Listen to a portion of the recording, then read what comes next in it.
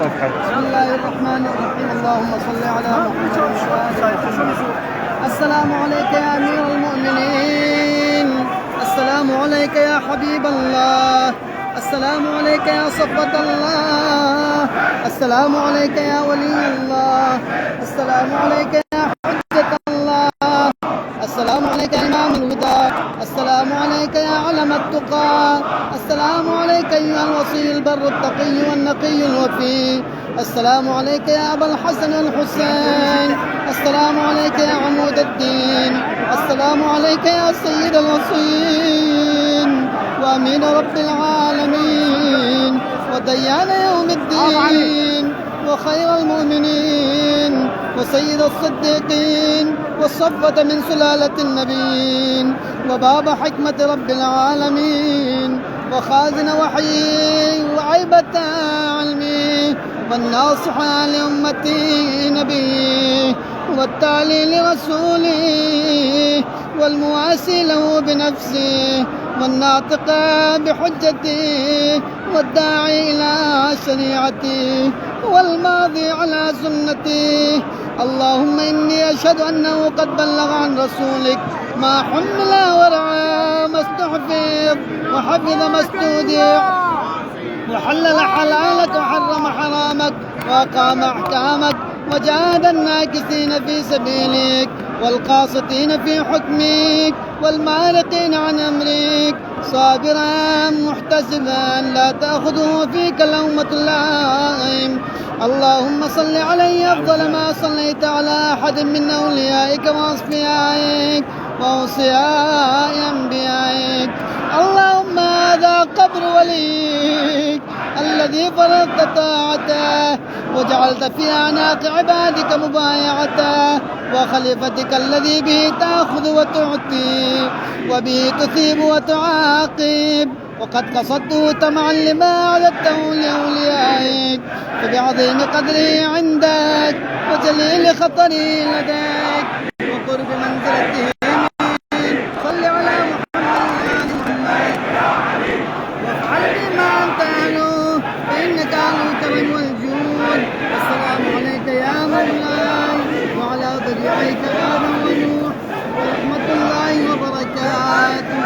يا مولاي إليك وفودي وبك أتوسل إلى ربي في بلوغ مقصودي وأشهد أن المتوسل بك غير خائب والطالب بك عن معرفة غير مردود إلا بقضاء حوائجه فكل شفيع إلى الله ربك وربي في قضاء حوائجي وتيسير أموري وكشف جدتي وغفران ذنبي وسعة رزقي وتطويل عمري وإعطاء سؤلي في آخرتي ودنياي.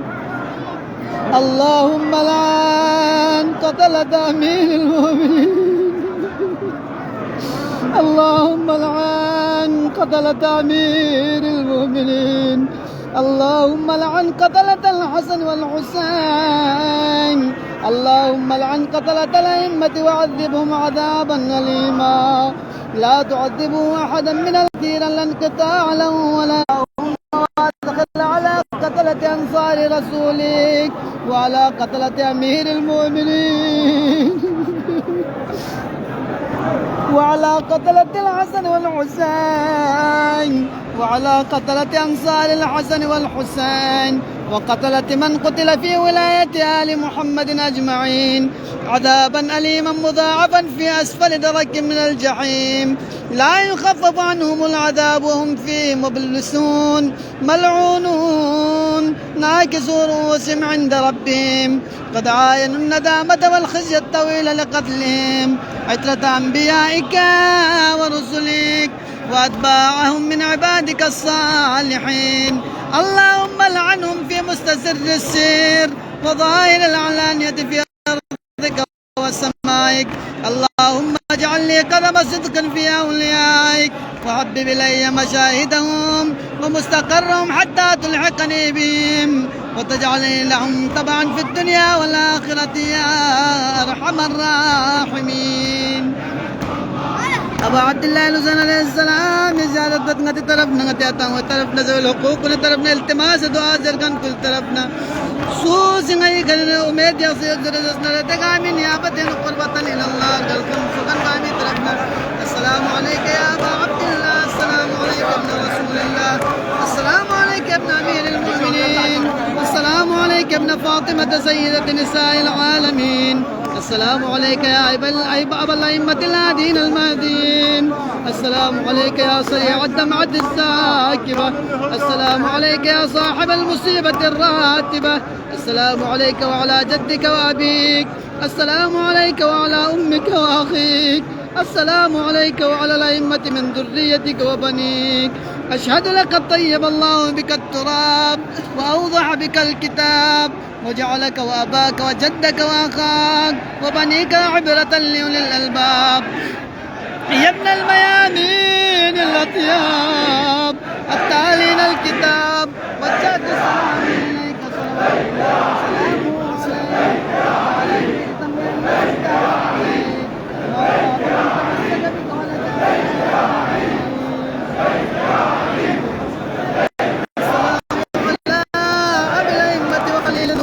والمخصوص بالأخوة السلام على يعزو بالدين والإيمان وكلمة الرحمن السلام على ميزان الأعمال ومقلب الأحوال وسيفي ذي الجلال وساق السلسبيل الزلال السلام على صالح المؤمنين ووارث علم النبيين والحاكم يوم الدين السلام على شجرة التقوى وسامع السر والنجوى السلام على حجة الله البالغة ونعمته السابغة ونقمته الدامغة السلام على الصراط الواضح والنجم اللائح والإمام الناصح والزناد القادح ورحمة الله وبركاته اللهم صل على علي أمير المؤمنين علي بن أبي طالب أخي نبيك ووليه وناصره ووسيه ووزيره ومستودع علمه وموضع السر وباب حكمته والناطق بحجته والداعي إلى شريعته وخليفته في أمته ومفرج الكرب عن وجهه قاصم الكفرة ومرغم الفجرة الذي جعلته من نبيك بمنزلة هارون من موسى اللهم وال من والاه وعاد من عاداه وانصر من نصره واخذل من خذله ولعن من نصب له من الأولين والحبيب الله السلام عليك يا نبي الله السلام عليك يا أمين الله السلام عليك يا خليفة الله في أرضه